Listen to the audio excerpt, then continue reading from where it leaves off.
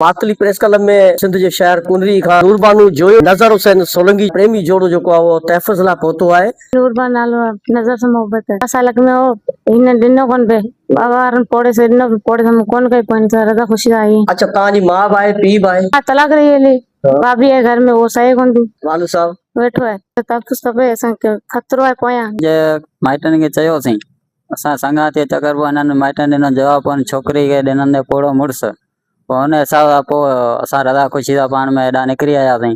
High court में कयोसीं निकाह दोस्तली ज़िंदा इलियास जोयो आहे खादम ख़ासि के लिए जाम जोयो आहे। उहो धमकियूं ॾियनि पिया तव्हांखे असांखे छोकिरी वापसी ॾियो मारींदासीं। असां इहो त चऊं त उमरकोट ऐसे जो आहे मिरपुर जो आहे असांखे कुझु टफ़क खपे। थर जो हिकिड़ो शहर कुनरी आहे उन मां प्रेमी जोड़ो प्रेस क्लब मातली पहुतो इहो मुतालबो कयो आहे त मीरपुर ख़ासि पुलिस आहे या उमरकोट पुलिस आहे हिननि उन्हनि खां तहफ़ुज़ घुरियो आहे। कैमरा टीम सां गॾु हसन पवर मातली।